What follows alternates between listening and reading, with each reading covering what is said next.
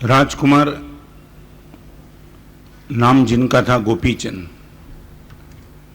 पूरे कच्छ में इनकी बात आज भी घूम रही है। राजकुमार था, पुण्य इतना प्रचंड लेके आया था। स्नान कराने के लिए रोज पत्नी उनको स्नान करा रही थी। 8 पत्नी का वो पति था और एक दिन पत्नी उनको स्नान करा रही थी। ऊपर से इनकी मां की नजर अपने बेटे पर पड़ी। वो एक व्यवस्था थी, बीच में पोर्शन खुला था। अपने बेटे को स्नान करते देखते वक्त मां की आंख में आंसू आ गए और आंसू के बूंद गोपीचंद के शरीर पे पड़े। गर्मी का समय, ठंडे पानी से स्नान करने वाले गोपीचंद, उसको लगा कुछ गर्म पानी आया। नजर ऊपर डाली, मां दिखाई पड़ी। मां की आंख में आंसू क्यों? देखो एक उत्तम परंपरा क्या थी।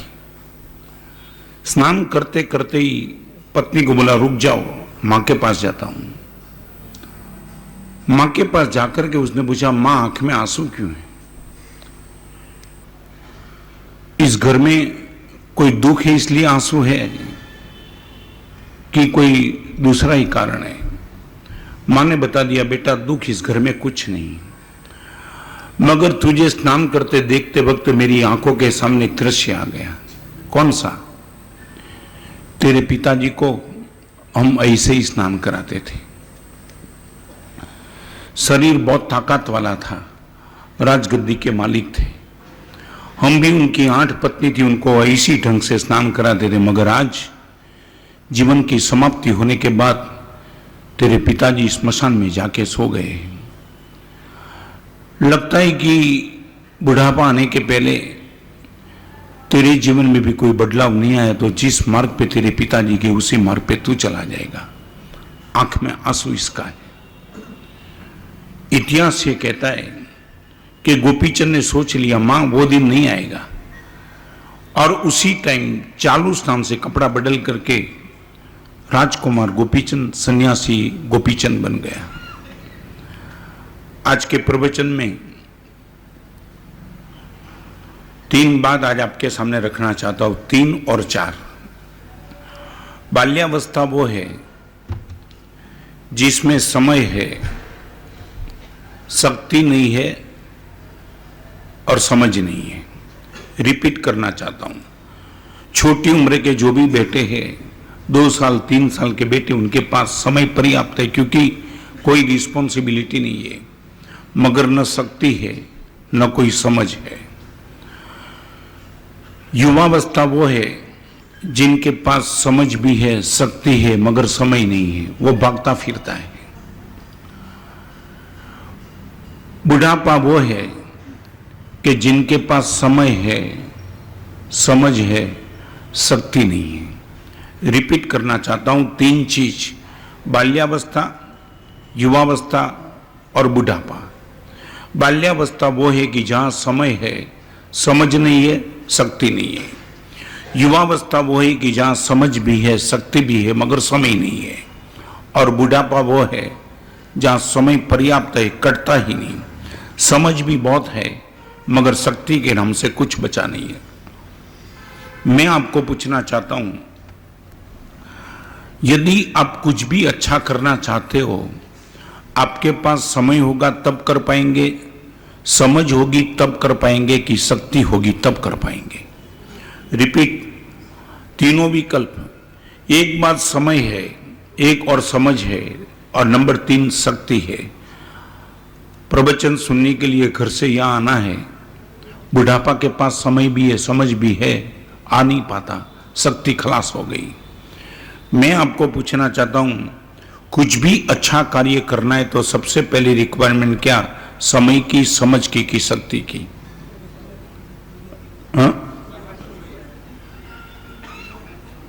नहीं, समझ में नहीं आया। मान लिया समय भी है, बुढ़ापा के पास समय होगा, समझ होगी, मगर शक्ति नहीं होगी। साधु जीवन में हम आए, दीक्षा गुरुदेव ने मुझे तब दी, मेरे पास शक्ति थी तब। 70 साल की उम्र के बाद शास्त्रीय मर्यादा दीक्षा देने की नहीं है। आफ्टर 70 क्या दिक्कत है? अंडरस्टैंडिंग क्लियर है, संसार में कुछ कष्ट नहीं है, फिर भी चारित्र के मार्ग पर आना है। शक्ति का पीरियड खत्म हो गया। आज 4 बात आपके सामने रखना चाहता हूं, गंभीरता से सुन लेना। हमारे वहां अध्यात्म जगत में जिसको प्रवेश करके आगे जाना है उनके लिए 4 खंड लिखे। खंड माने पोर्शन।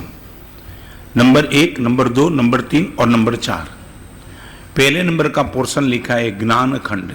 ज्ञान खंड पूरे संसार की व्यवस्था का आपको पता हो, मेरे जीवन का क्या, मेरे पास रही हुई संपत्ति का क्या, अगले जन्म में मेरा क्या होगा, इस जन्म में मुझे जो भी मिला है वो किसके हिसाब से मिला है। ये ज्ञान खंड जब तक मेरा और आपका क्लियर नहीं होता है तब तक अंदर प्रवेश करने का मन नहीं होता है। मैं आपको पूछना चाहता हूं, आपके बच्चे को कॉलेज और स्कूल में पढ़ाते हो, वो ज्ञान नहीं है, समझ लेना। उनको परमात्मा ज्ञान मानते ही नहीं है, वो सिर्फ इंफॉर्मेशन है, उससे ज्यादा कुछ नहीं। मैं आपको पूछना चाहता हूं, ज्ञान खंड में आपको लगता है कि मेरा प्रवेश हो गया है? किसी से यदि मेरी दुश्मनी है, ज्ञान खंड ये बोलेगा कि गत जन्म में गलत स्टोरेज करके आया है, इसके कारण इस जन्म में उनके साथ तेरी दुश्मनी हो चुकी है। सामने वाले के पास संपत्ति होने के बाद उसने मेरा पेमेंट दबाया है। ज्ञान खंड होगा तो आपको पता लगेगा किसी न किसी जन्म में मैंने कुछ इनके सामने गलत किया होगा। यदि वो नहीं होता तो उनको पेमेंट दबाने का मन गारंटी के साथ नहीं होता। मैं आपको पूछना चाहता हूं, ज्ञान खंड मेरे पास है क्या? दुख में समाधि कैसी बनी रहे वो ज्ञान खंड की ताकत, सुख में सदुपयोग कैसा होता चले वो भी ज्ञान खंड की ताकत। रिपीट करना चाहता हूं, सुख का सदुपयोग और दुख में समाधि, ज्ञान खंड को छोड़ के आपके पास वो ताकत नहीं बनेगी। जब से प्रवेश किया और तब से परिवर्तन प्रवचनमाला चल रही है, इनका सबसे बड़ा कारण क्या है? ज्ञान खंड में आपका प्रवेश कराना चाहता हूं। मैं आपको पूछना चाहता हूं, ज्ञान खंड आपके पास है क्या? जय कुमार जी, ज्ञान खंड में प्रवेश। रिपीट करना चाहता हूं, सुख में सदुपयोग करने का मन हो और दुख में समाधि बनी रहती हो तो निश्चित तौर से समझ लेना आपका ज्ञान खंड में प्रवेश हो चुका है। दुख में यदि समाधि डिस्टर्ब होती है और सुख में सदुपयोग करने का मन ही नहीं होता है, मैं आपको पूछना चाहता हूं, एक्सीडेंटली जिस पेमेंट के लिए आपने बिल्कुल मन से पक्का कर लिया था, भी जीवन की समाप्ति तक वहां से पेमेंट आने वाला नहीं है, और एक्सीडेंटली आकस्मिक यदि पेमेंट आ गया, आपको पूछना चाहता हूं, आपने मन से निकाल दिया था वो पेमेंट यदि आ गया, सदुपयोग करने का मन होगा कि जलसा करने का मन होगा?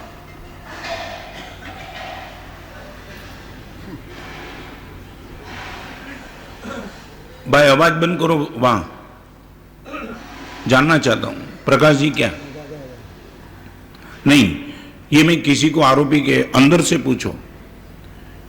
आंख यदि आंख डिस्टर्ब हो गई है और डिस्टर्ब होने वाली आंखों को कोई परमात्मा की कृपा से आंख अच्छी हो गई, तो अच्छी होने के बाद परमात्मा के दर्शन बंधन पूजन करने का मन होगा कि टीवी के सामने बैठने का मन होगा? रिपीट करना चाह, 5 डिग्री बुखार था, 5 डिग्री बुखार के हिसाब से मैं रिपीट करना चाहता हूं, परमात्मा की पूजा भी आपकी बंद हो गई थी और बाजार में जाने का भी आपका बंद हो गया था, दोनों बंद हो गया था।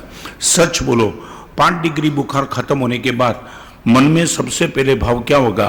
पूजा शुरू कर दूं कि बाजार में जाने का शुरू कर दूं? क्या होना क्या चाहिए नहीं बताओ, अब होता क्या है? मैं दूसरी कोई बात नहीं, हम समझ ले क्या होना चाहिए वो तो देखो, वो तो हम सब इतने होशियार है। मैं ये नहीं कहना चाहता हूं क्या होता क्या है। पेंडिंग का बराबर, पेंडिंग परमात्मा की पूजा पेंडिंग नहीं है क्या? नहीं, आप अपने आप को इतने प्रवचन के बाद यदि मेरे पास ये नहीं आती है, सच बताऊं, साधु बीमार होता है ना तो बीमारी का दुख इतना नहीं होता है, मगर वो सोचता है कि 6-6 घंटे स्वाध्याय करता था, खत्म हो गया, कब कब अच्छा हो जाऊं और स्वाध्याय में लग जाऊं।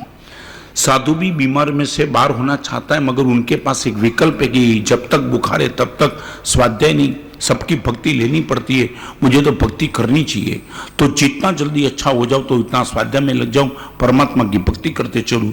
2 कारण, दुख में समाधि बनी रहे और सुख का सदुपयोग करने का मन हो तो निश्चित तौर से बंदा ज्ञान खंड में प्रवेश हो चुका है, अदरवाइज हम भ्रम में है।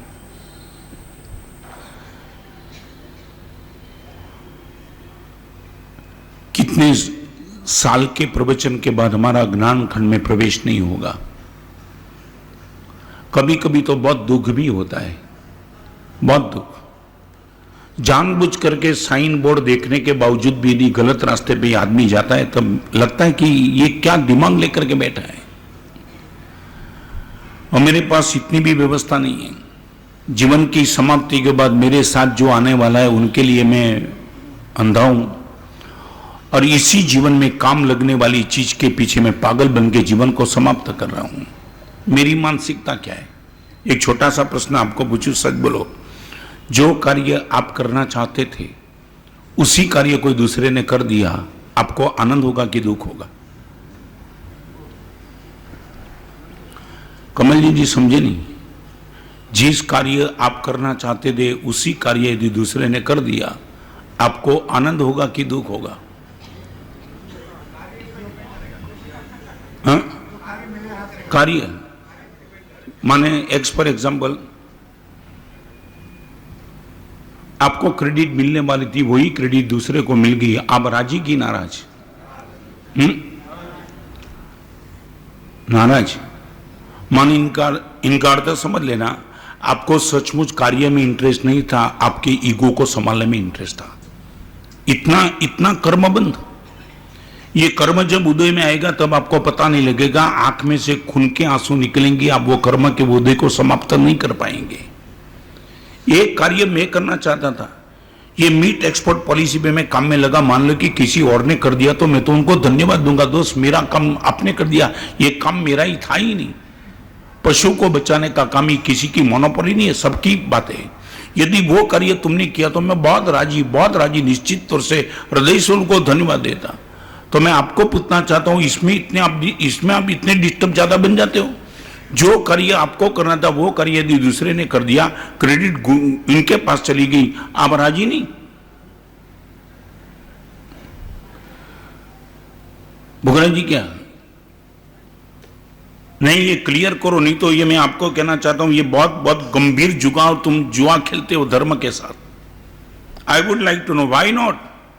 ये कार्य मैं करना चाहता, उसी कार्य यदि संपन्न हो गया तो कार्य संपन्न होने का मुझे आनंद होना चाहिए, या दूसरे के हिसाब से कार्य संपन्न हो गया इसलिए मैं दुखी हो जाऊंगा? क्या? ओके, क्रेडिट उनको मिली मगर कार्य हो गया ना। आप जो कार्य करना चाहता वो कार्य यदि दूसरे से हो गया तो आपको दुख क्या है? माने में जो आप बोलते हो कमल चंद जी, में इसी को लेकर मैं चाहता हूं कि आपको सचमुच सत्कार्य में रस नहीं, आपको ईगो को पुष्ट करने में ही रस है। आप भले समाज के बीच में ऐसे बोलते कि मुझे सत्कार्य में रस है, अंदर बिल्कुल खोखले हो चुके हो। आप यही चाहते हो, इस क्रेडिट मुझे छोड़ के किसी के पास नहीं जानी चाहिए। ऐसी वास्तविकता को लेकर हम बैठे तो फिर मेरे पास ज्ञान खंड क्या है? हम क्या समझे फिर? महावीर जी क्या मैं पूछना चाहता हूं, हम इतने खोखले क्यों बन गए? कोई जवाब?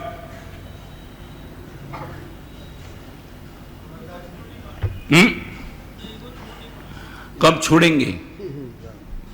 एक बार बताऊं, कब छोड़ेंगे? और ये ईगो, ऐसा बेकार ईगो कि जिसने तुमने दुखी करने के सिवा कुछ किया नहीं। और एक बार बताऊं, वही कार्य आप जो करना चाहते थे दूसरे के हिसाब से, और माने वो कार्य की अनुमोदना भी आप नहीं करेंगे ना, अनुमोदना नहीं करेंगे ना। क्या क्या तुमने किया? सत्कार्य की अनुमोदना से वंचित रह गए, सिर्फ उसने किया इसलिए।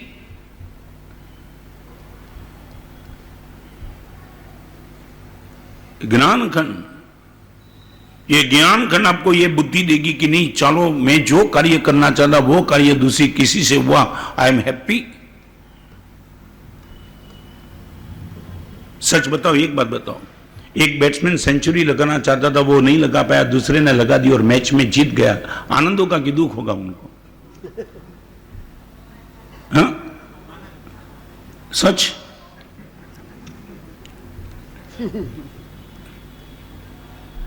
यदि तुम सेंचुरी लगाना चाहते थे, वही सेंचुरी दूसरे ने लगा दी और क्रेडिट उनको गई, मैन ऑफ द मैच वो बना, मगर टीम जीत गई, आनंद की दुख। तो यहां वो भाव क्यों नहीं है?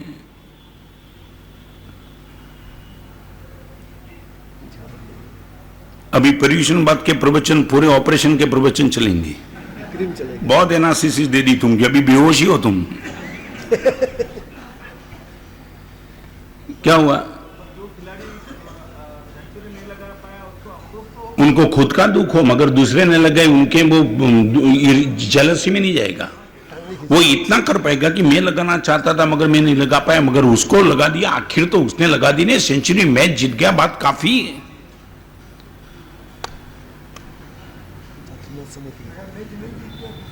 मैच नहीं जीतता तो भी दूसरे ने सेंचुरी तो लगा दी ने। माने तुम तो ये चाहते हो कि मैं 2 रन करूं तो सामने वाला डक में ही जाना चाहिए। हाँ? क्या है? एक बात समझ लो, जिस मुस्कान के साथ हम ये बात कर रहे हैं ना, ये कर्म के उदय तुमने समझा नहीं। कभी मौका आएगा ना, अभी प्रवचन के बाद, पर्यूषण के प्रवचन में मैं एक समझता हूं, अभी वही लोग प्रवचन में आएंगे जिनको रियली इंटरेस्ट है। तो मैं वो बात करना चाहूंगा कि किस कर्म का उदय जब उदय में आता है ना, तब तुम्हें एक छोटी सी बात मैंने परवादी रात पर्यूषण में बताई थी। 13 घड़ी के लिए एक बेल को खाने का अंतराय करने में 400 दिन का 24 उपवास करना पड़े, तुम्हें श्रद्धा है कि नहीं? तो किसी एक व्यक्ति के अच्छे कार्य को क्रेडिट इनके पास चली जाती, इसलिए यदि हम बीच में आ जाते तो हमारा क्या होगा हमें कोई मालूम नहीं। अगले जन्म में प्रशंसा करने के लिए अनुमोदना करेगी, जबान नहीं मिलेगी। ऐसे कर्म बंद होते। वो दूसरे कर्मगण पढ़ो तो तुम्हें पता चले कर्म बंद का कारण क्या है। ये अभी लगता है ना, इसलिए तो महापुरुष ने बता दिया, बंद समय चित्त चेतीय उदय सो संताप। कर्म बंद के समय सोचते रहना, उदय में तुझे पता भी नहीं चलेगा कि तूने किस ढंग से कर्म बंद किया था। आगे चलना चाहता हूं, एक आनंद लाओ। पूरा जिन शासन है, हजारों मुनि भगवंत और साध्वी भगवंत को अलग अलग क्षेत्र में अलग अलग संघ को संभालते हैं। हम राजी है, मोनोपोली थोड़ी लगी। कहीं भी किसी का अच्छा मैसेज आता है, मैं उनको पत्र लिखता हूं कि आपकी निश्रा में ये जो कमाल होगी, बहुत आनंद है, हमने सबने बहुत अनुमोदना कर दी। पालिताना में 125 मास खमन हुए, हम क्यों अनुमोदना नहीं करेंगे? हमें एक भी कुछ करना नहीं और अनुमोदना का लाभ लेना है, फिर भी हम क्यों नहीं करेंगे? नंबर 1, ज्ञान खंड। आप ये कंसेप्ट क्लियर कर दो, और जीवन में ऐसी गलती कहीं भी की हो तो रिवर्स में आकर के प्रायश्चित कर दो। मंदिर बनाना मैं चाहता था, किसी और ने बना दिया। आनंद, आखिर तो मंदिर का निर्माण होना था, लाखों लोगों परमात्मा का दर्शन करे ऐसी मेरी इच्छा थी। उनके प्रयास से मंदिर हो गया निर्माण, में आनंदित हूं। मुझे मौका मिलता तो और आनंदित होता, मगर नहीं भी मिला तो जिसने मिला, आखिर तो मंदिर का निर्माण हो गया, आई एम हैप्पी। नंबर 1, ज्ञान खंड चाहिए। यदि सही अर्थ में ज्ञान खंड में आपका प्रवेश हो गया तो दूसरे नंबर में आएगा लज्जा खंड। लज्जा माने आंख शर्म से झुक जाएगी। अब ये सब देखने के बाद आपको लगेगा कि भगवान आपने क्या बताया और मैं किस मार्ग पे गया। शर्म से आंख झुक जाएगी। दर्पण में आपको खुद को देखने के बाद चेहरे पे डॉट्स लगेगा तो लज्जा आएगी ना, अभिमान तो नहीं आएगा ना, बराबर। आप अपने आप को जब तक दर्पण में नहीं देखा था तब मानते थे कि मेरे जैसा सौंदर्य किसी के पास नहीं है, मगर जब दर्पण में देखा तब पता चला डॉट्स ही डॉट्स है, तो फिर तो लज्जा आएगी, आंख शर्म से झुक जाएगी। तो ज्ञान खंड में प्रवेश करने के बाद ये पूरे के पूरे जीन शासन की व्यवस्था देखने के बाद, संपत्ति के पीछे पागल बन के तुमने किए हुए कषाय के बाद, वासना के पीछे पागल बन के मन को खत्म करने का तुमने किया हुआ गलत पाप, जीवन की समाप्ति के बाद जो भी साथ में आने वाला था उनको अवॉइड करने की हुई गलती, तो मेरी आंख शर्म से झुक जाएगी। क्या रे जावू तूने क्या जई चढ़िया, बहुना मुसाफिर हमें भुला रे पड़ा, जावा निकलिया था हमें उगमनी दिशाए, आथमणे हमें जई रे चढ़िया। भगवान कहाँ जाने के लिए निकला था और कहाँ पहुंच गया। आपको मैं पूछना चाहता हूं, कभी आंखों में शर्म आई? 5 करोड़ रुपया होने के बाद 1 लाख का डोनेशन मैंने दे पाया, और यही आंख बंद होने के समय मुझे पता चला 5 करोड़ में से 1 रुपया भी मेरे साथ आने वाला नहीं था। वो नहीं, मुझे समाधि भी दे नहीं पाया। जिस रुपये के पीछे पागल बना वो रुपया यहां रह गया और मैं अकेला चला गया। सही समय पे मैंने डोनेशन दे दिया होता तो मेरा काम बन जाता। सच बोलो, लज्जा का अनुभव कब होता है? मैं रोज लज्जा का अनुभव हम सब करते। कहाँ मेरे गुरुदेव भुवन भानुसूरी महाराज, कहाँ प्रेम सिंह महाराज, और कहाँ गौतम स्वामी, और कहाँ हम। आप भले मेरे प्रवचन की प्रशंसा करते हो, मगर मेरे गुरुदेव भुवन भानुसूरी महाराज जिस टाइम 2006 की साल में शायद बंबई बिहार करके गए थे, 1 साल में 30 युवाओं की दीक्षा हुई थी विद इन 1 ईयर। इतना प्रभावशाली प्रवचन, 9 युवान 30 नौयुवान 1 साल में चारित्र के मार्ग पे जाए। जब गुरुदेव के प्रवचन की असर को मैं आंखों के सामने रखता हूं तब मेरा सिर लज्जा से झुक जाता है। 1 साल में 30 को दीक्षा देने का प्रयास, मैं सच बताऊं 30 लोगों को जिंदगी भर में रात्रि भोजन बंद नहीं करा सकता हूं। कहां मेरी ताकत और कहां उनकी ताकत। मैं आपको पूछना चाहता हूं, लज्जा खंड में आपका प्रवेश है क्या?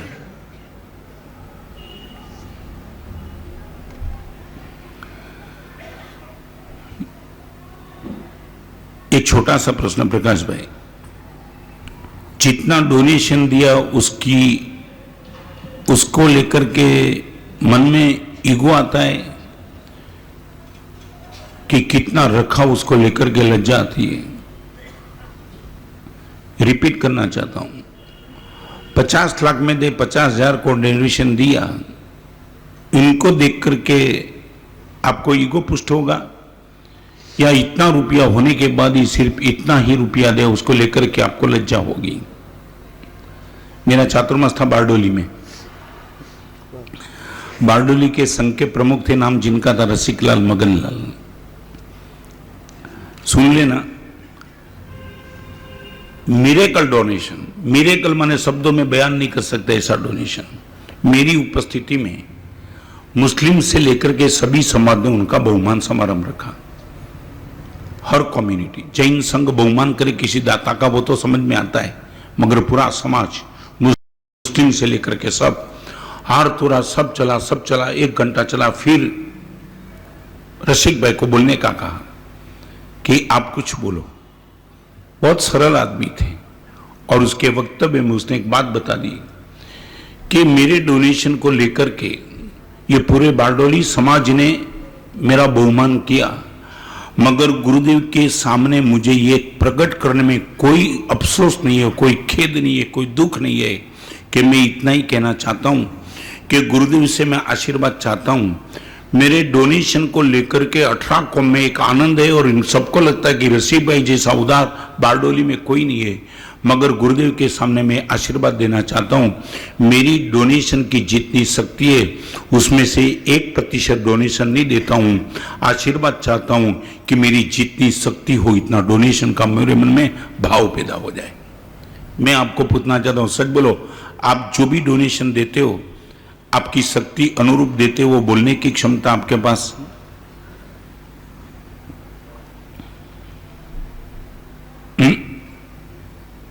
जय कुमार जी, क्या क्या कब तक कोशिश करेंगे? जब भी मैं पूछता हूं तब एक बात आती है, कोशिश करते हैं। मुगरा जी, क्या आपको कभी लगा कि मेरी शक्ति जितनी थी इतना डोनेशन मैं नहीं दे रहा हूं?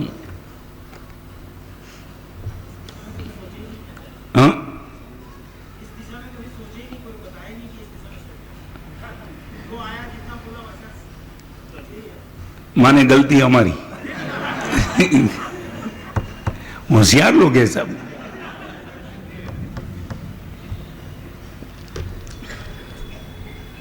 एक आदमी था ना, वो काव्य पठन कर रहा था, तो वो तीनों इकट्ठे हो गए कवि, और तीनों इकट्ठे हो गए तो तीनों ने अपनी बात, वो गप मारते होंगे कवि। एक ने बता दिया कि मैं जब कविता डिलीवरी करता हूं ना समाज के बीच में, सबके कान खड़े हो जाते। ऐसी मैं कविता बोला था, वो कविता सुना था, सबके कान खड़े हो जाते। दूसरा भी बाकी रहे, उसने बोला मेरी कविता ऐसी डिलीवरी था, सबके बाल खड़े हो जाते, अभी वो भी। और तीसरा बोला मैं जब कविता करता हूं सब खड़े हो जाते।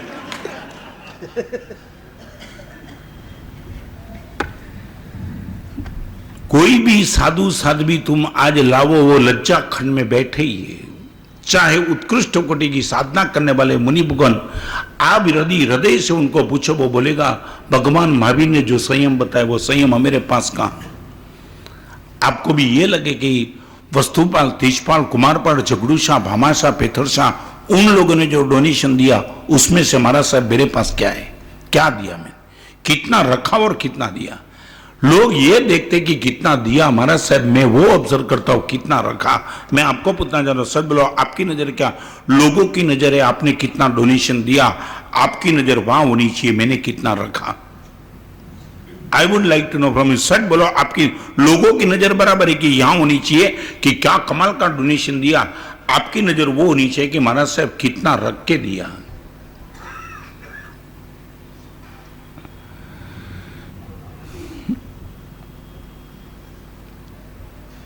क्या दिक्कत क्या है? ज्ञान खंड के बाद लज्जा खंड, ये अनिवार्य है। This is the reaction. ज्ञान खंड का रिएक्शन यदि समझो लज्जा में आएगा ही। मैं कितना भी पढ़ता हूं मगर मेरे से आगे बहुत है, मैं कितनी भी तपस्या करता हूं मेरे से आगे बहुत है, मैं कितना भी अक्षम संयम पालन करता हूं मेरे से आगे बहुत है, आपको ये आना ही चाहिए। मैं कितना भी डोनेशन करता हूं मेरे से ज्यादा डोनेशन में बहुत है। ये लज्जा खंड आपकी आंख को हमेशा के लिए नम्र रखेगी।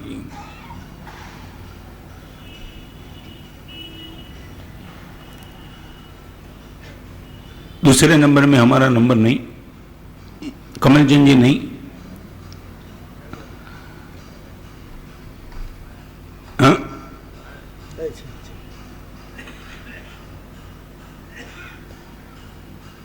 है तो मैं राजी हूंगा। आने वाले दिनों में इस लज्जा से मुक्त होने का मनो ऐसा प्रयास करते रहना। ज्ञान खंड नंबर 2 आता है लज्जा खंड, नंबर 3 आता है कृपा खंड, कृपा। ज्ञान के बाद लज्जा आई और लज्जा के बाद कृपा की डिमांड करने का मन होगा। गुरुदेव आप ऐसा आशीर्वाद दो, मेरे से नहीं होता है। हेमरथ ने 36 उपवास किया, यहां भी जो भी चीज भाई बहन ने उपवास किए, रोज वासक शब्द डलाने के लिए आते थे, वो डिमांड किसकी थी? कृपा की डिमांड। ऐसा आशीर्वाद दो मेरे से तप हो जाए, ऐसा आशीर्वाद दो गुरुदेव मेरी मूर्छा खत्म हो जाए। लाखों रुपया रखने के बाद गुरुदेव मैं आपको बताना चाहता हूं, मैं दादर में छात्रवास था, एक भाई बहुत बड़ा स्टोर था उनका, इश्यू कोई नहीं, और जब भी प्रवचन में कोई डोनेशन की बात आवे 1 रुपये का डोनेशन कभी दिया नहीं। कई लोगों ने मुझे बता दिया महाराज साहब ये भाई है ना, आप वो उनको खुद को भी पूछो तो बोलेंगे लाखों रुपया है। मैं बात करता हूं 44 साल के पहले की, 44 इयर्स। दान की बात आएगी महाराज साहब कभी नहीं करेंगे, कभी नहीं। आपके सामने भी महाराज साहब बोल देंगे कि मुझे दान करने में महाराज साहब आग्रह मत रखना।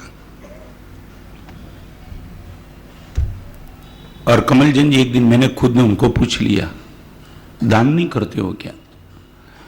न बेटा है न बेटी है, आपकी उम्र होने जा रही है, इतना बड़ा स्टोर लेकर के बैठे हो, पैसा पर्याप्त है, आंख बंद होने के बाद 1 भी रुपया आपके साथ आने वाला नहीं हो, रेगुलर कोर्स में प्रवचन सुनते हो, दान करने का मन क्यों नहीं होता है?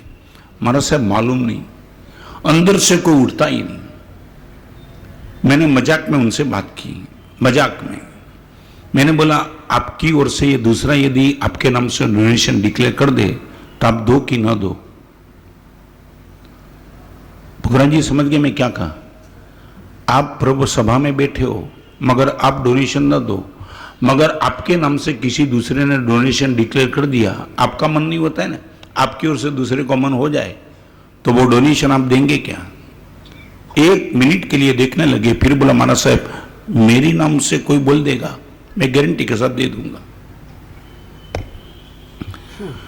44 साल पहले की बात, और प्रयोग करने के लिए बात रखी, एक आदमी को तैयार कर दिया। तैयार इसलिए किया कि यदि वो ना बोले तो भर देना भाई।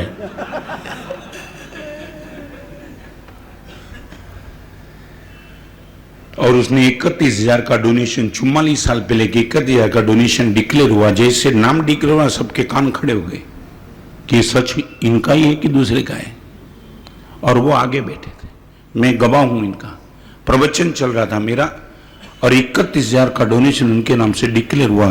मैंने खुद ने देखा, आंख नीची थी और आंसू की धार चलती थी, रो रहे थे। पूरे प्रवचन की समाप्ति के बाद कई लोगों ने पूछा महाराज साहब ये नाम बराबर है ना? बिल्कुल बराबर। और प्रवचन की समाप्ति के बाद मेरी गोद में सर रख के रोने लगे, महाराज साहब जीवन धन्य बन गया आज। इतना अंतराय लेकर के महाराज साहब आया था, दानांतराय का, लाखों रुपया होने के बाद कभी देने का मन ही नहीं हुआ। महाराज साहब मेरी ओर से भले आपने किसी को तैयार किया, मगर जिंदगी में सबसे पहला सुपुर्द होगा 31,000। हाथ जोड़ के आपको विनती करना चाहता हूं, कभी न कभी महाराज साहब फिर से मैं रिपीट करना चाहता हूं, आप जैसे मुनि भगवान के 100% प्रवचन सुनने के बाद भी आने वाले दिनों में भी दान करने का मुझे मन नहीं होगा, मगर मेरी ओर से यदि आप कोई दान डिक्लेयर करा देंगे निश्चित तो से मैं दान कर दूंगा और अनुमोदना करूंगा। महाराज साहब आज पहली बार आपने जोखम उठाए, मैं विनती करता हूं बार बार जोखम उठाते रहना। आपकी ओर से उठाऊं? क्या है? कमती उठाइए, माने वो भी लिमिट तुम तय करते हो क्या? माने कमती कर क्या? मैं समझा नहीं। एक बताऊं, आप मुझे सिर्फ इतना बता दो, आपके घर में जितने रुपए का फर्नीचर है भी इतना का जोखम उठाऊंगा। क्या हुआ?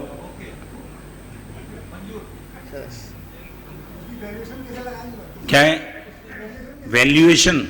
वैल्यूएशन अभी लगाना कि इस टाइम जब मैं बात कर रहा हूं तब इनकी वैल्यू क्या है वही लगाना। तुम तो इतने होशियार हो, मैं जमीन की बात करूंगा तो रुपये में ली तो वो वैल्यूएशन लगाएगा। अभी का भाव बोले यार 5,000 चल रहा है, मगर इतना बताओ ना कि आपके नाम से कोई जोखम उठावे तो आप वो सम्मत हो जाएंगे क्या? डर गए ना?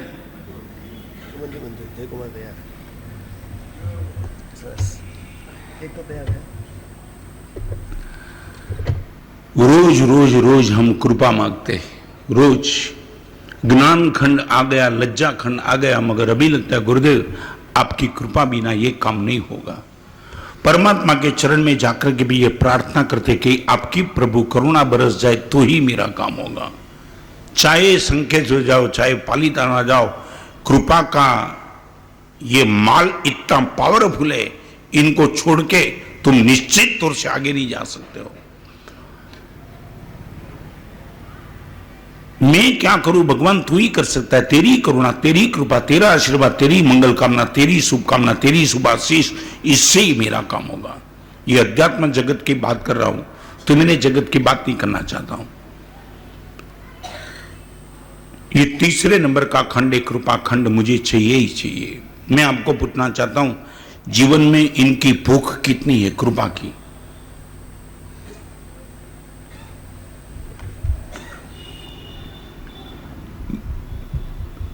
इतनी भूख कितनी?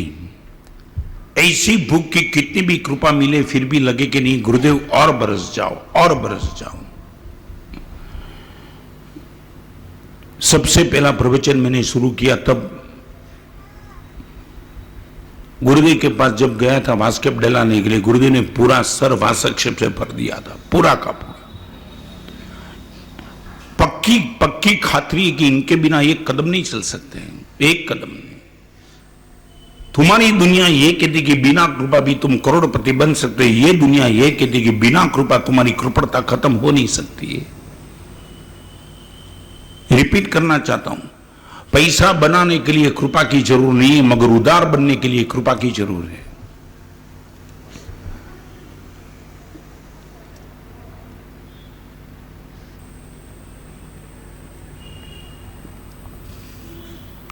एक और प्रश्न पूछना चाहता हूं आपको।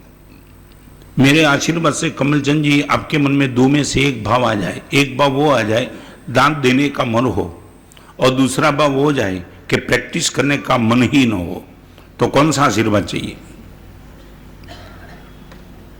जय कुमार जी नहीं समझे। मेरे आशीर्वाद से एक भाव वो बन जाए कि आपको दान देने का मन होता चले, गुरुदेव बोलो 1 लाख यहाँ, 2 लाख यहाँ, 5 लाख यहाँ बोलते चलो। और दूसरा वो है कि आपको प्रैक्टिस करने का मन ही न हो, अभी बाजार में जाना नहीं गुरुदेव, अभी आपके पास बैठ के सामयिक करूंगा। दोनों आशीर्वाद मिल सकते, तो कौन से आशीर्वाद चाहिए?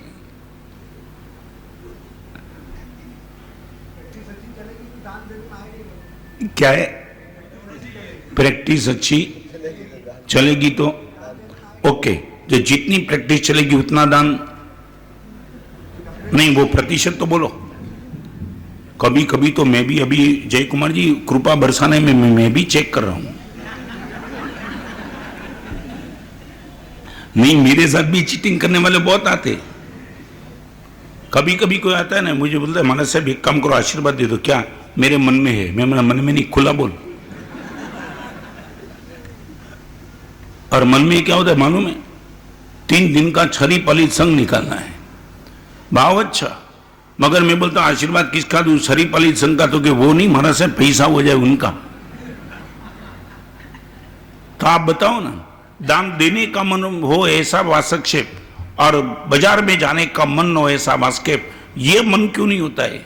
महाराज साहब पर्याप्त पैसा हो गया, अभी बाजार में जाने का ही मन ही नहीं हो, दान क्या करूं? अभय दान दूंगा। सच बोलो, प्रैक्टिस के बाद तुम दान देंगे वो संपत्ति का दान है, और प्रैक्टिस छोड़ के सामयिक करेंगे वो अभय दान है। संपत्ति दान बढ़िया कि अभय दान बढ़िया? तो मैं आपको पुनः 2 दान में से एक दान की आपकी सद्बुद्धि पैदा हो जाए, संपत्ति दान की, अभय दान की। आप कौन सा दान देना चाहते हो? हम सब अभय दान देने के लिए निकल गए। सामयिक वो अभय दान है, श्रेष्ठ कोटि का दान। एक भी जीव की विराधता नहीं करना, वो श्रेष्ठतम कोटि का दान। संपत्ति का दान देंगे तो भी अभय दान जरूरी नहीं कि तुम्हारा आ जाएगा, मगर अभय दान में तो सबका सब आ गया। जिस साधक को गौतम स्वामी जब तक केवल नहीं पामे तब तक भगवान महावीर की कृपा के भूखे थे। प्रभु कृपा बरसाओ, प्रभु कृपा बरसाओ। एक मुनि भगवंत आपको ऐसा नहीं देखेगा जिसने कृपा को अवॉइड किया। तो मैं आपको पूछना चाहता हूं, अध्यात्म के जगत में आपको सफल होना है, 3 नंबर के खंड में आपको आना ही पड़ेगा। गुरुदेव कृपा बरसाओ, कृपा बरसाओ। अवॉइड नहीं कर सकता हूं। और श्रेष्ठ कोटि की कृपा बताऊं आपको, चाहते हो?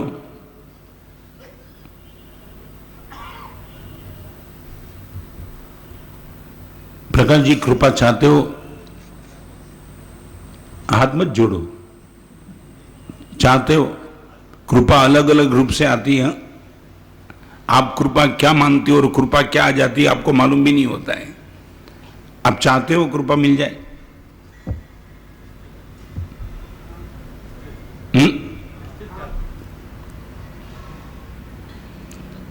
कृपा का रिजल्ट तुमने कभी देखा है? मुझे कई लोग पूछते हैं महाराज साहब आपके परिचय में आने के बाद, आपके संपर्क में आने के बाद, रोज रोज आपके नजदीक आने के बाद संपत्ति मिल तो जाएगी ना? मैं बोलता हूं मैं गुरुदेव के नजदीक आया, संसार छूट गया। सोच के नजदीक आना।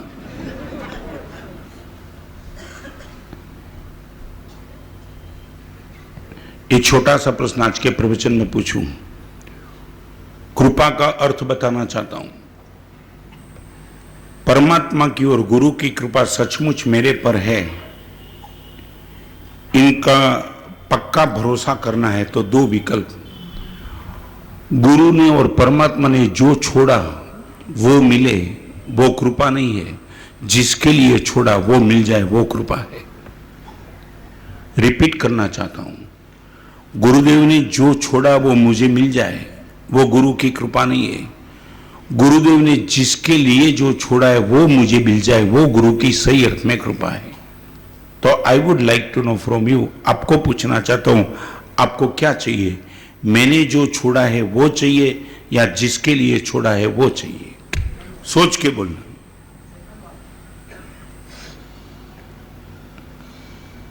महावीर जी क्या चाहिए? किसके लिए छोड़ा है मालूम है? संयम जीवन तो ठीक है, मगर और किसके लिए? उदारता के लिए, नम्रता के लिए, पवित्रता के लिए, सरलता के लिए, सहृदयता के लिए। आप ये बोलो कि गुरुदेव आपकी कृपा से पैसा मिले या ना मिले मगर उदारता मिल जाए, आपकी कृपा से गुरुदेव सफलता मिले या ना मिले मगर समाधि बन जाए, ये कृपा की ताकत। और करीबन करीबन हमारी प्रार्थना करीबन भीख बन गई है, भीख। हम वही चीज परमात्मा के पास मांगने के लिए जाते हैं जो परमात्मा ने छोड़ा है, मगर जिसके लिए छोड़ा है वो मांगने के लिए हम जाते नहीं। तो मुझे तो कभी आपको प्रश्न पूछने का मन होता है कि जिस चीज हमने छोड़ी वो यदि अच्छी होती तो हमने छोड़ी क्यों? समझे? मैं जो चीज छोड़ के, संसार छोड़ के संयम के मार्ग पे आया, यदि वो चीज अच्छी थी तो मैंने छोड़ने की गलती क्यों की? और यदि वो चीज गलत थी तो वो चीज मेरे पास मांगने की आपके मन में भाव क्यों होता है?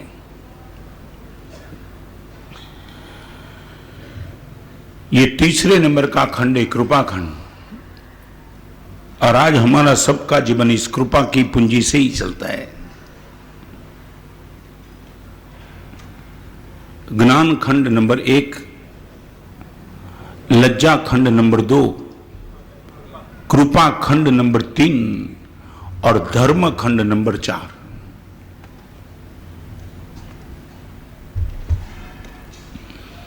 धर्म खंड का अर्थ है, धर्म माने स्वभाव, प्रकृति।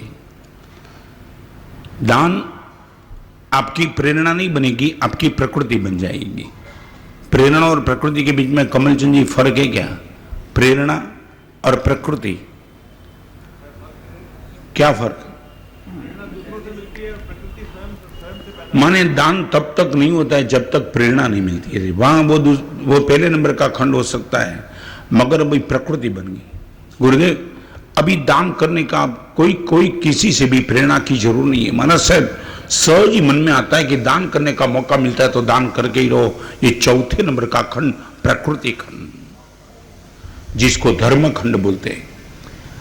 इस सभा में बैठने वाले को पूछना चाहता हूं, जीवन में एक भी साधना धर्म खंड में प्रवेश कर चुकी है ऐसा आप बोल सकते हो?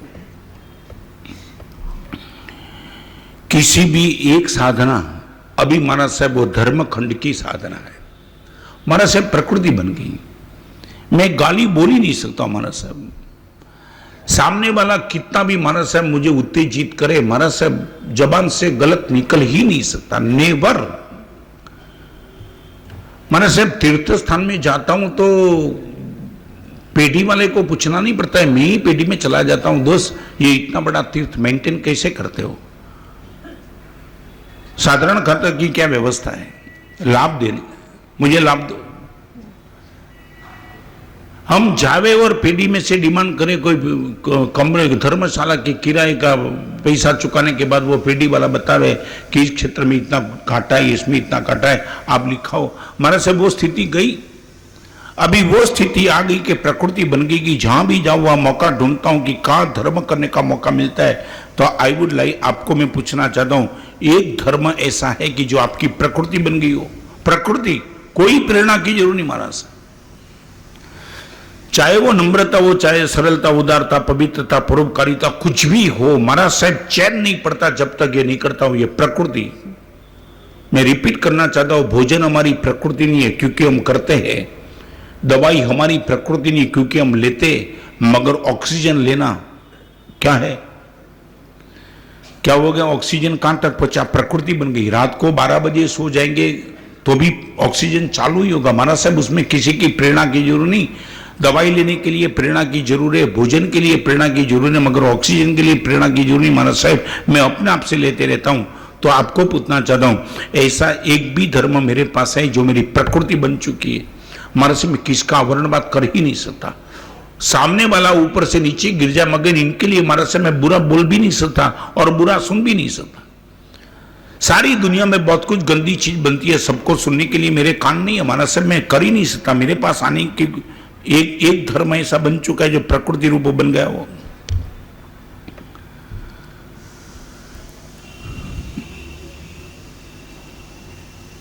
इतने साल 40, 50, 60 साल की उम्र हमारी हो चुकी और हम ये दावा के साथ नहीं कह सकते कि महाराज साहब ये मेरी प्रकृति बन गई है, दिस इज माई मोनोपोली। महाराज साहब दान किए बिना महाराज साहब कहां भी जाता हूं मौका ढूंढता हूं, कोई तक मौका मिलता है यार।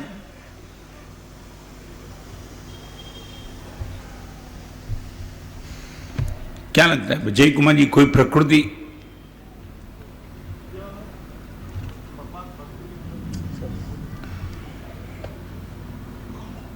एकदम जोर से जो आवाज आनी चाहिए ना वो नहीं आती। नहीं, हम खोखले हैं ना, हजार तरीके के रास्ते निकाल देते, गली निकाल देते हैं। और हमारी तो मान से नियम लेने वाला भी बोलता है ना, हमारा सब बाहर जाओ तो छूट। हाँ क्या है?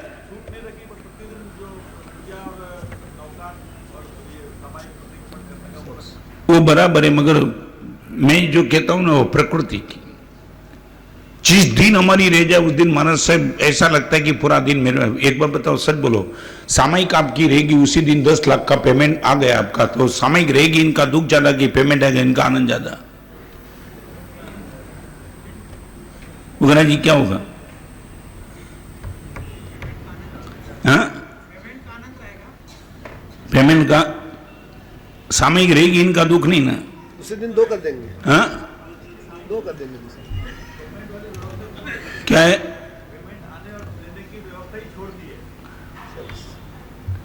आपका कहीं रुका ही नहीं होगा ऐसा लगता है। और एक बार बताओ, सच बोलो, आप इतना कर सकते हो? एक और 10 लाख का पेमेंट है और दूसरी ओर सामयिक रहेगी, तो आप इतना करना, सामयिक रहेगी इनकी पेनल्टी 10 लाख की दे दूंगा। आज का पेमेंट सामयिक के नाम पे।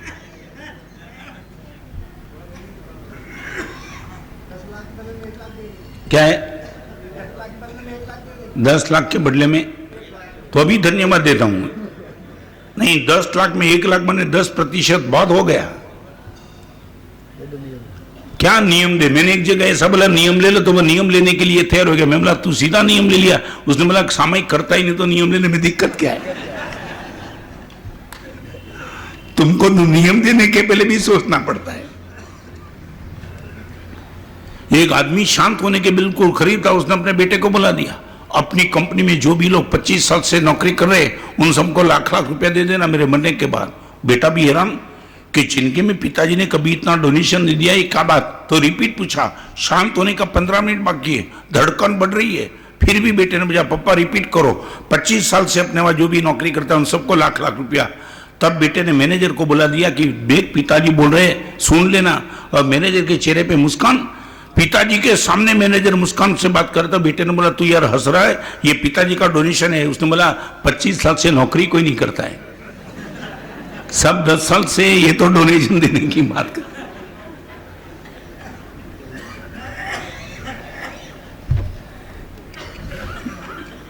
आपको मैं बताऊं, हम जो सब साधु साध्वी है ना, पूरी की पूरी कोई साधना प्रकृति के स्तर पर चली है, उसके लिए भी हमारा तूफान चल रहा है।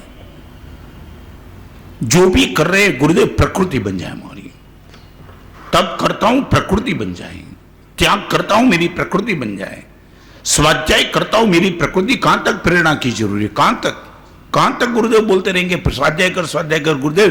वो बात गई, अभी मेरी प्रकृति बन गई। बिना स्वाध्याय मुझे चैन नहीं पड़ता है। मैंने इससे कई लोग देखे कि जब आते ना, मैं आप विश्वास नहीं कर पाएंगे। एक लड़का था मेरे पास, मेरे दीक्षा जीवन का 32वां साल था, सायन में। मैं प्रकृति की बात करना चाहता हूं, सायन में था।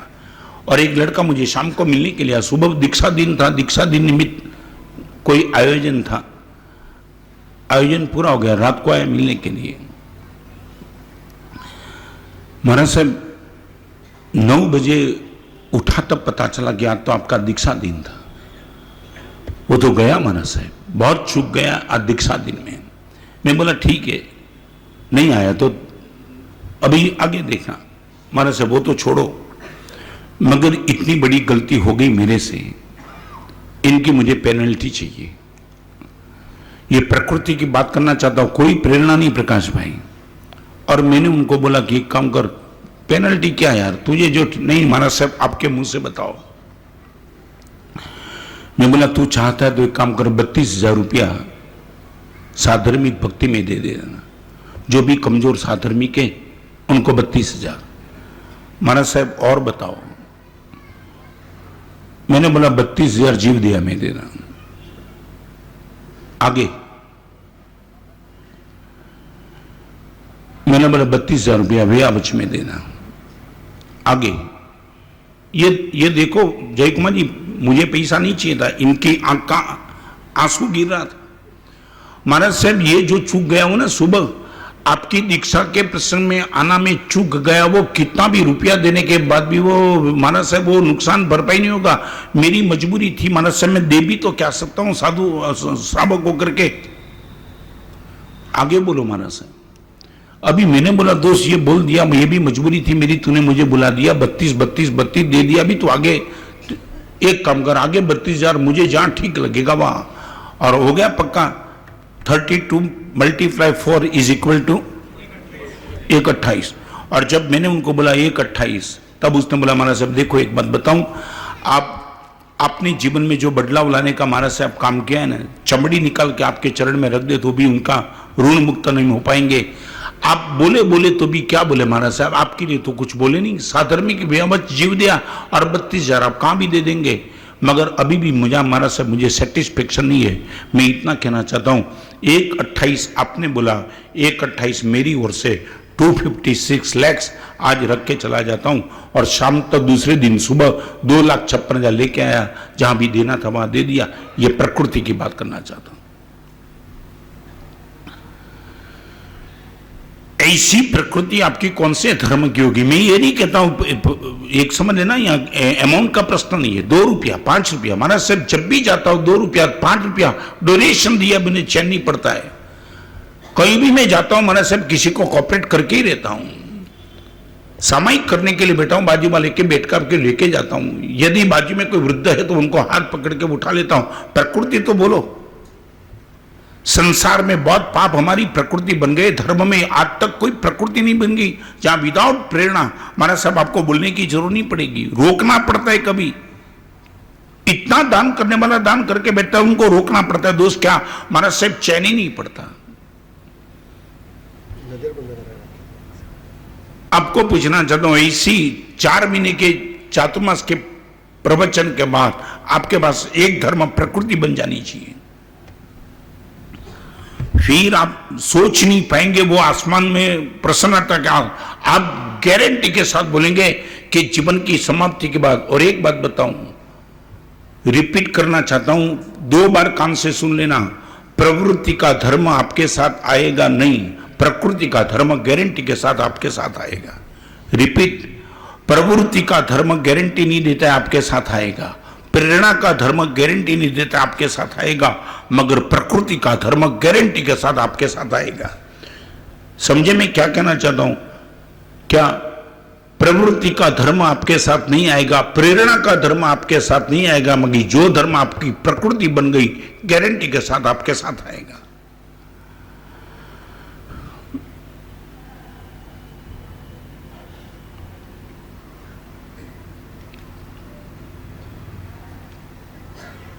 प्रयास करेंगे। और एक बात बताऊं, चौथे नंबर के खंड में जाने की जल्दबाजी मत करना, पहले नंबर में पहले चले जाओ। महाराज साहब ज्ञान खंड क्लियर कर दो।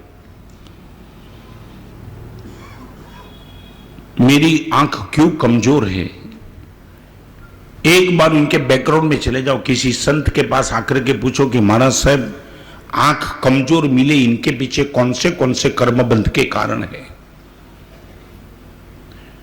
मेरा स्वास्थ्य अच्छा नहीं, इनके पीछे क्या कारण? महाराज साहब मेरा बेटा खुद का मेरी नहीं मानता है कुछ अच्छी चीज भी, इनके पीछे राज क्या है? बेटा कमजोर है क्या? नालायक है बेटा? शीतलनाथ भगवान के स्तवन में उपाध्याय जी महाराज ने वो शब्द लिखा है,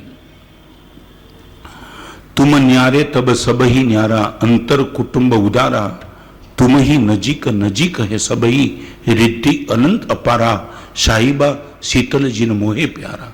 भगवान, गत जन्म में मैं तेरे नजदीक होता तो गारंटी के साथ सारी दुनिया मेरी नजदीक होती। मैं गत जन्म में तेरी आज्ञा से दूर गया, इसलिए आज सब मेरे से दूर हो गए। भगवान के नजदीक रहने वाले के पास पूरा जगत नजदीक रहता है, और भगवान से दूर जाने वाले के पास जगत कभी नजदीक आता ही नहीं।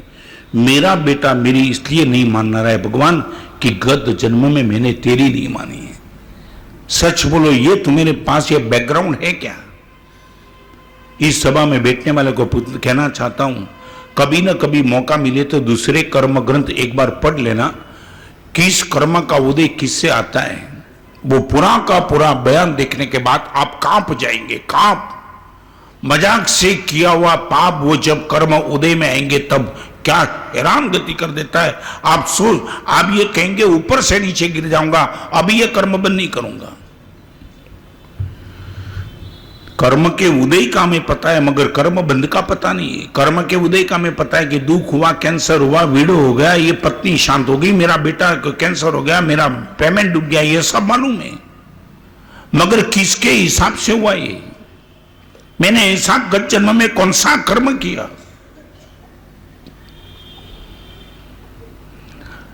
इस सभा में बैठने वाले को पूछना चाहता हूं, कर्म बंध के कारण समझने की इच्छा कितनी? माना सब भी वो बताओ प्रवचन में कि किस प्रवृत्ति से कैसे कर्म बंद हो जाता है, किस प्रवृत्ति से? वो गलत प्रवृत्ति महाराज साहब रोक देंगे। एक बार टीवी खोलने के बाद जो विभत्स और अश्लील दृश्य देखने के बाद मिलता तो कुछ नहीं, देखना और उतरे रहना, मन से अकेले पाप कर्म करते रहना। वो जब कर्म उदय में आएंगे तब भगवान क्या होगा मेरा, एक बार समझ लो तो तुम लगेंगे मर जाऊंगा, मगर अभी टीवी की स्विच ऑन नहीं करूंगा। 5 मिनट के आनंद के लिए 5 लाख भाव मेरा बिगड़ जाए, ऐसा जोखम में उठाना नहीं चाहता हूं। मैं आपको पूछना चाहता हूं, तुमने कभी कर्म बंध के कारण समझे? इस सभा में बैठने वालों को पूछना चाहता हूं, कभी समझे तुम? समझने की इच्छा है?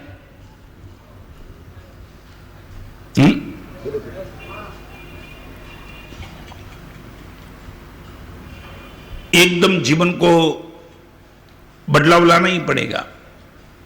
यदि दुख नहीं चाहिए तो पाप नहीं चाहिए।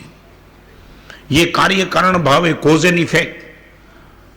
आप दुख के दुश्मन हो तो पाप के दुश्मन बन के रहो, पाप के साथ मित्र बनेंगे तो दुख बिना आमंत्रण आकर ही रहेगा। सारी दुनिया दुख की दुश्मन है मगर पाप की मित्र है। भगवान बोलते हैं जब तक पाप है तब तक दुख आते ही रहेगा, तू सोचे या ना सोचे।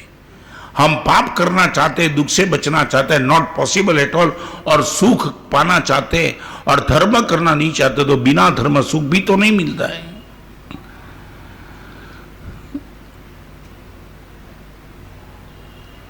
मैं चाहता हूं कि हमारा धर्म प्रकृति रूप बन जाए, 4थे नंबर के खंड में आ जाए, धर्म खंड।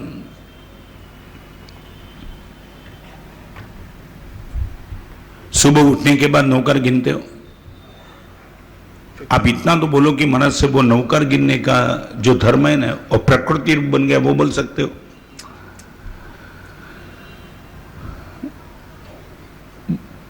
हाँ? क्या है? पक्का? माने उठने के बाद नौकर याद आता है कि सुबह उठने के बाद नौकर याद आता है? माने ओके, माने दोपहर की नींद ली तो भी लेते हो तो? हाँ? क्या होता है? सवेरे की नींद और दोपहर की? एक माँ ने अपने बेटे को बोला था, रात को सोते तो बोला कि भगवान का नाम ले ले, बेटे ने ले लिया। फिर माँ ने बोला सुबह भी भगवान का नाम ले, तो बेटे ने बोल दिया अभी उजाला हो गया, क्या जरूर है? तुम समझे नहीं? अंधेरा था तो डरता था, इसलिए भगवान को याद किया। सुबह में क्या काम है भगवान का?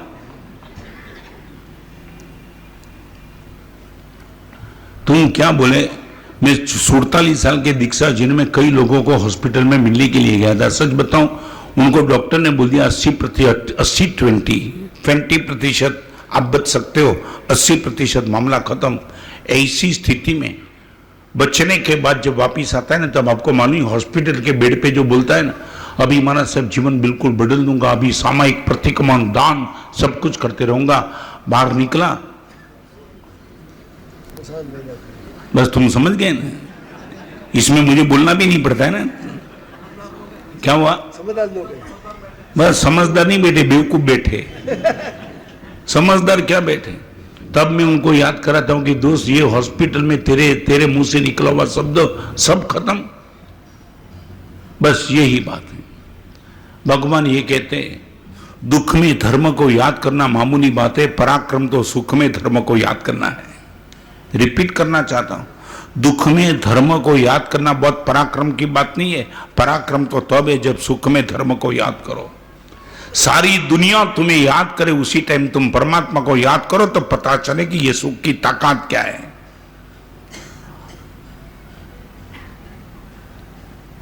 तो 4 बात आज आपके सामने मैं रखना चाहता था, वो आज रख दी है। और मैं चाहता हूं हम सबसे पहले कंसेप्ट ज्ञान खंड का क्लियर करेंगे। लज्जा, कृपा और धर्म खंड वो गारंटी के साथ ज्ञान खंड में जाने के बाद आकर ही रहेंगे। जिनको पता लगेगा कि मैंने जो कर्म किए ये कब उदय में आएंगे, तब ये होगा, वो दुखी हो जाएगा, वो काम जाएगा कि भगवान के पास जाकर के जल्दी कर दूं, प्रभु इस पाप की मुझे माफी मांगता हूं और अभी दोबारा इस पाप नहीं करूंगा। ये बार बार आपको बोलना ही पड़ेगा। 4 महीने के चातुर्मास में पर्वाधिराज तक का एक पोर्शन हमारा पूरा हो गया। ये तो डिवाइड हमने की है। और एक बात कहना चाहूंगा, धर्मों को समय में और स्थान में कभी डिवाइड मत करना। कई लोगों के मन में है कि जब तक ये समय है तब तक धर्म करना, ये स्थान में है तब तक धर्म करना। धर्म समय और स्थान में डिवाइड मत करना। पर्वाधिराज पर्यूषण में हो गया, हमारा चातुर्मास पर्वाधिराज पर्यूषण तक का था। कई लोगों के मन में ऐसी मानसिकता होती है कि पर्यूषण तक सब कुछ करना। कई लोग आते हैं रात्रि भोजन त्याग पर्यूषण तक, तब पर्यूषण तक, दान करना पर्यूषण तक, और पर्यूषण के बाद उनको तुम धर्म करने की बात बोलो, वो जैसे पहली बार सुन रहा है। हाँ, वो बोलेगा पर्यूषण खत्म हो गया, अभी क्या है? आप क्या मानते हो? कई चाबी ऐसी होती है ना, ऑटोमेटिक चलती है घड़ी, और कई घड़ी ऐसी होती है क्या करना पड़ता है? सर, हाँ, चाबी देनी पड़ती है। क्या है? चाबी वाली घड़ी है ना। मगर चाबी वाली घड़ियों ने तो धन्यवाद देता हूं, मैं रोज चाबी देते रहूंगा। मगर ये तुम्हारी घड़ी है ना, बिना कांटे की है, मशीन चलता है, ऊपर को दिखता ही नहीं है।